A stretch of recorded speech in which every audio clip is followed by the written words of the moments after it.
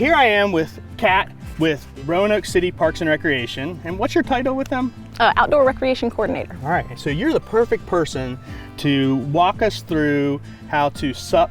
What does SUP stand for? Stand up paddleboard. Okay, I've always heard people saying, I'm gonna go supping. Oh yes. So it's a verb, it's a noun. Okay, I got Absolutely it. All right. is. So, all right, tell us what we need to know to get out on this water here. Cool, absolutely. So you need a couple pieces that are very important. You need the paddleboard, that's first and foremost. Okay, key, check.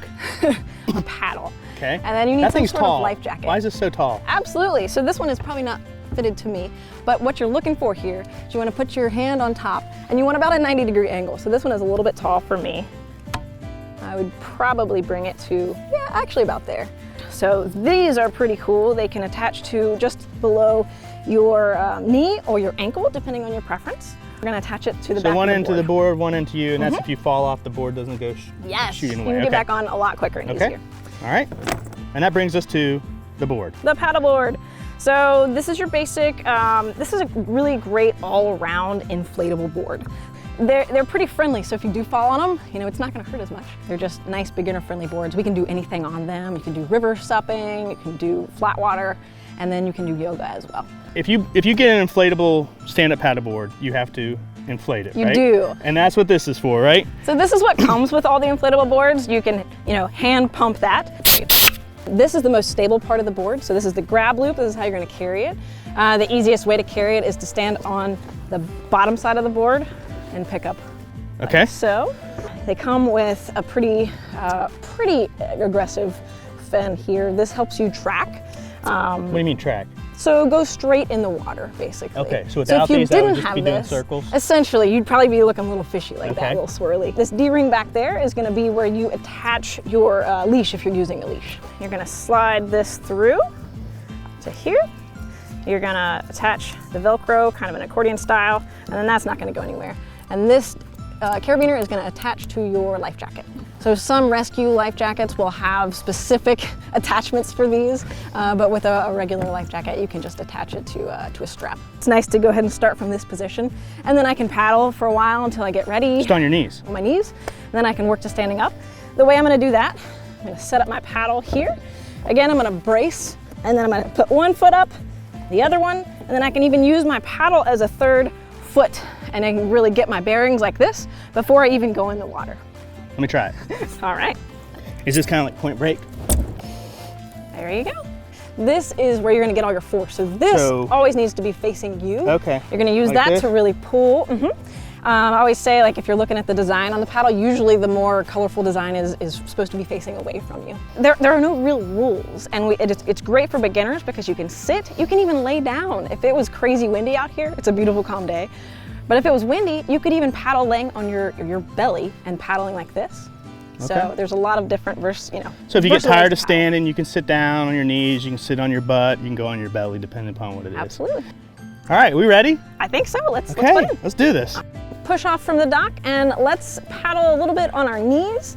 If you feel comfortable, you can kind of stand up on your knees, and that gives you a little bit better feel of how the board is going to react in the water. And go ahead and slide around on there. You can see that these are very, very stable for being inflatable boards. I see what you mean by having to switch hands to turn where you want to go. And you're not going to have as much power on your knees just because your paddle, it's harder to get it closer to the board for paddling.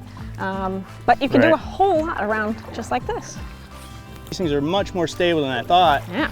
I thought for sure by now I'd be in the water. And if you ever need a break, you can always come back down to your butt, put your hands down on your paddle. A cool little trick I learned is that if you want to sit on your butt and you want to paddle like a canoe, so these have one blade, so they're stand-up paddle board paddles, but if you want to choke down on the paddle like this amount of surface area is the same as this, so you can go pretty straight, just like this.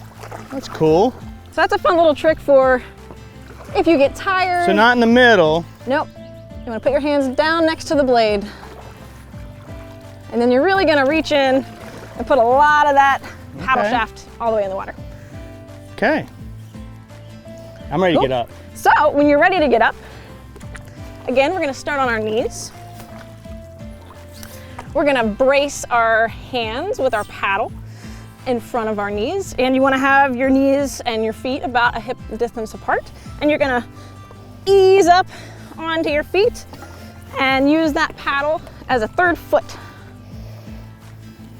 So this is pretty stable right here. Yeah. The nice thing about the paddle is that it's going to be really stable in the water too. So keeping that blade as much in the water as possible, this is going to act as a separate, another foot essentially as well. So the more so basically, if you get in a tough situation, don't do this. Don't freak out with your water or your paddle. Actually paddle. Go ahead and put it in the water. Because I can feel that when you have that resistance, you feel Yes. more stable. Absolutely.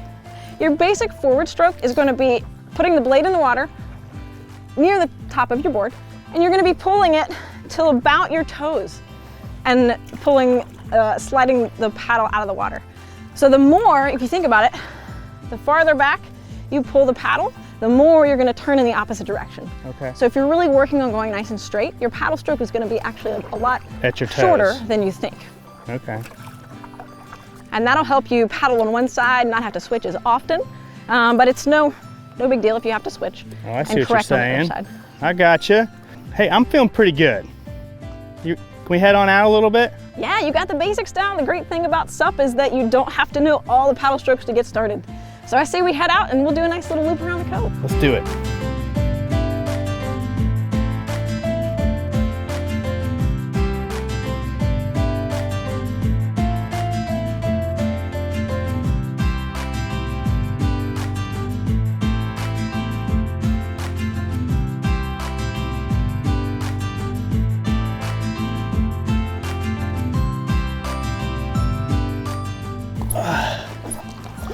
Kat, this has been a lot of fun. Thanks for coming out here. And for you guys at home, remember, wherever your adventure takes you, Roanoke Outside is there for you.